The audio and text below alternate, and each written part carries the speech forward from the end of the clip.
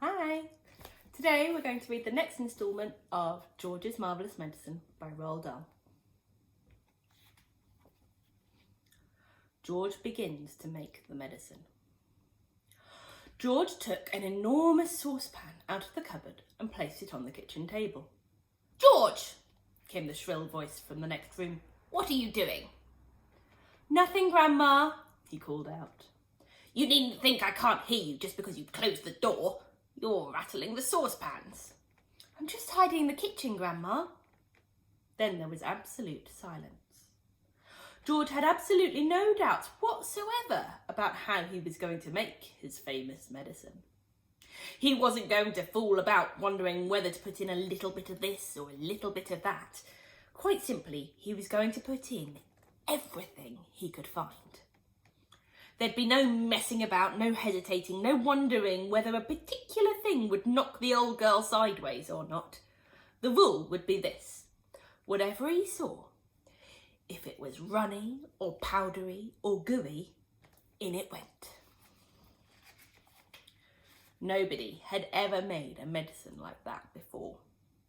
If it didn't actually cure Grandma, then it would anyway cause some exciting results. It would be worth watching. George decided to work his way round the various rooms one at a time and see what they had to offer. He would go first to the bathroom. There are lots of funny things in a bathroom, so upstairs he went, carrying the enormous two-handled saucepan before him.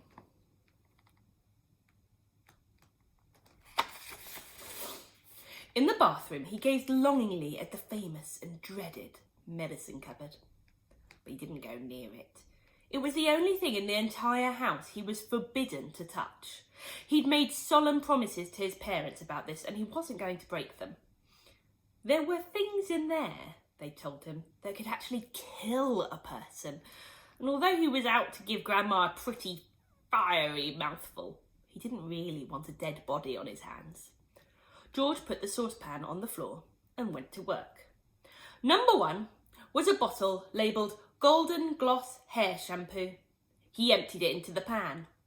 That ought to wash her tummy nice and clean, he thought.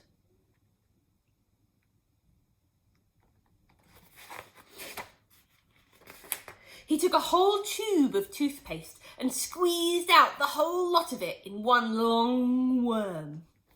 "Maybe that'll brighten up those horrid brown teeth of hers," he said. There was an aerosol can of super foam shaving soap belonging to his father. George loved playing with aerosols. He pressed the button and kept his finger on it until there was nothing left. A wonderful mountain of white foam built up in the giant saucepan. With his fingers, he scooped out the contents of a jar of vitamin-enriched face cream. In went a small bottle of scarlet nail varnish. "If the toothpaste doesn't clean her teeth," George said, "then this will paint them as red as roses." He found another jar of creamy stuff labelled Hair Remover. "Smear it on your legs," it said, and allow to remain for 5 minutes. George tipped it all into the saucepan. There was a bottle with yellow stuff inside it called Dishworth's Famous Dandruff Cure. In it went. There was something called Brilident for cleaning false teeth. It was a white powder. In that went too. He found another aerosol can, Nevermore Ponking Deodorant Spray. "Guaranteed," it said, "to keep away unpleasant body smells for a whole day." "She could use plenty of that," George said as he sprayed the entire canful into the saucepan. Liquid Paraffin, the next one was called. It was a big bottle. He hadn't the faintest idea what it did to you, but he poured it in anyway. That, he thought, looking around him, was about all from the bathroom. On his mother's dressing table in the bedroom, George found yet another lovely aerosol can. It was called Helga's Hair Set. Hold 12 inches away from the hair and spray lightly. He squirted the whole lot into the saucepan. He did enjoy squirting those aerosols. There was a bottle of perfume called Flowers of Turnips. It smelled of old cheese. In it went, and in too went a large round box of powder. It was called pink plaster. There was a powder puff on top, and he threw that in as well for good luck. He found a couple of lipsticks. He pulled the greasy red things out of their little cases and added them to the mixture.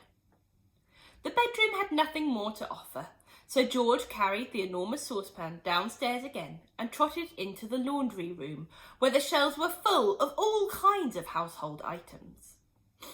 The first one he took down was a large box of super white for automatic washing machines. Dirt, it said, will disappear like magic. George didn't know whether Grandma was automatic or not, but she was certainly a dirty old woman.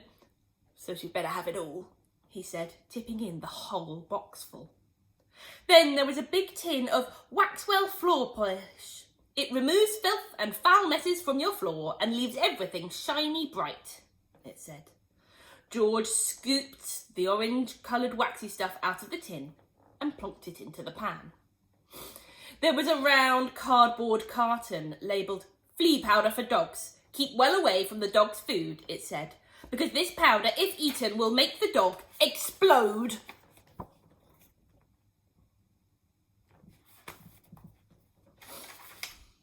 Good, said George, pouring it all into the saucepan. He found a box of canary seed on the shelf.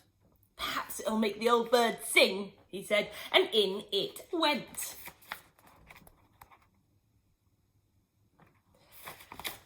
Next, George explored the box with shoe cleaning materials, brushes and tins and dusters. Well now, he thought, Grandma's medicine is brown, so my medicine must also be brown or she'll smell a rat. The way to colour it, he decided, would be with brown shoe polish. The large tin he chose was called dark tan. Splendid. He scooped it all out with an old spoon and plopped it into the pan. He'd stir it up later. On his way to the kitchen, George saw a bottle of gin standing on the sideboard. Grandma was very fond of gin. She was allowed to have a small nip of it every evening. Now he'd give her a treat. He would pour in the whole bottle. And he did. Back in the kitchen, George put the huge saucepan up on the table and went over to the cupboard that served as a larder. The shelves were bulging with bottles and jars of every sort. He chose the following and emptied them one by one into the saucepan. A tin of curry powder, a tin of mustard powder, a bottle of extra hot chilli sauce, a tin of black peppercorns, a bottle of horseradish sauce. There, he said, that should do it. George! Came the screechy voice from the next room. Who are you talking to in there? What are you up to? Nothing, Grandma. Absolutely nothing, he called back. Is it time for my medicine yet? No, Grandma, not for about half an hour. Well, just see that you don't forget it. I won't, Grandma, George answered. I promise I won't.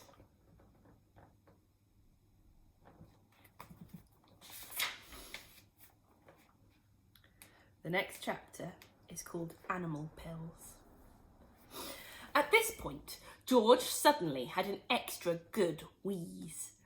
Although the medicine cupboard in the house was forbidden ground, what about the medicines his father kept on the shelf in the shed next to the hen house? The animal medicines. What about those? Nobody had ever told him he mustn't touch them. Let's face it, George said to himself, hairspray and shaving cream and shoe polish are all very well, and they'll no doubt cause some splendid explosions inside the old geezer. But what the magic mixture now needs is a touch of the real stuff, real pills and real tonics to give it punch and muscle. George picked up the heavy 3/4 full saucepan and carried it out the back door. He crossed the farmyard and headed straight for the shed alongside the hen house. He knew his father wouldn't be there. He was out haymaking in one of the meadows. George entered the dusty old shed and put the saucepan on the bench. Then he looked up at the medicine shelf. There were 5 big bottles there, 2 were full of pills, 2 were full of runny stuff, and 1 was full of powder. I'll use them all, George said. Grandma needs them. Boy, does she need them. The first bottle he took down contained an orange-coloured powder.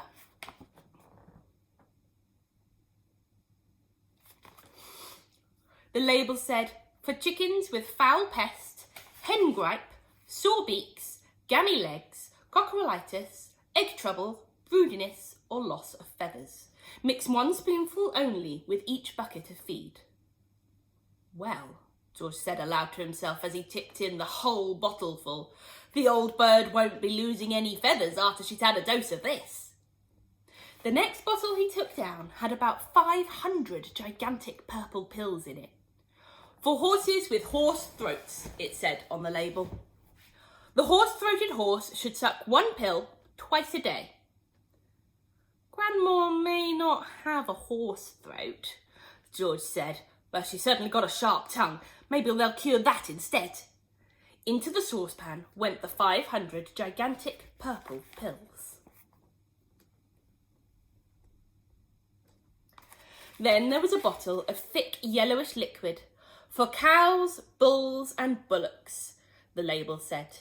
Will cure cowpox, cow mange, crumpled horns, bad breath in bulls, earache, toothache, headache, hoofache, tailach and sore udders. That grumpy old cow in the living room has every one of those rotten illnesses, George said. She'll need it all. With a slop and a gurgle, the yellow liquid splashed into the now nearly full saucepan. The next bottle contained a brilliant red liquid. Sheep dip, it said on the label. For sheep with sheep rot and for getting rid of ticks and fleas. Mix 1 spoonful in 1 gallon of water and slosh it over the sheep. Caution, do not make the mixture any stronger or the wool will fall out and the animal will be naked. By gum, said George, how I'd love to walk in and slosh it all over old Grandma and watch the ticks and fleas go jumping off of her. But I can't, I mustn't. So she'll have to drink it instead. He poured the bright red medicine into the saucepan. The last bottle on the shelf was full of pale green pills. Pig pills, the label announced. For pigs with pork prickles, tender trotters, bristle bright and swine sickness, give 1 pill per day. In severe cases, 2 pills may be given, but more than that will make the pig rock and roll. Just the stuff, said George, for that miserable old pig back there in the house. She'll need a very big dose. He tipped all the green pills, hundreds and hundreds of them, into the saucepan. There was an old stick lying on the bench that had been used for stirring paint. George picked it up and started to stir his marvellous concoction. The mixture was as thick as cream, and as he stirred and stirred, many wonderful colours rose up from the depths and blended together. Pinks, blues, greens, yellows and browns. George went on stirring until it was all well mixed. But even so, there were still hundreds of pills lying on the bottom that hadn't melted. And there was his mother's splendid powder puff floating on the surface. I'll have to boil it all up, George said. 1 quick good boil on the stove is all it needs. And with that, he staggered back towards the house with the enormous heavy saucepan.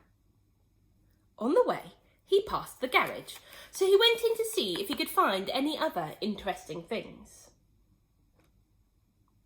He added the following: 1/2 pint of engine oil to keep Grandma's engine going smoothly, some antifreeze to keep her radiator from freezing up in winter, a handful of grease to grease her creaking joints, then back to the kitchen. That's all for today. Next week, we'll see what happens when he boils it up, and maybe what happens when he gives it to Grandma. Take care.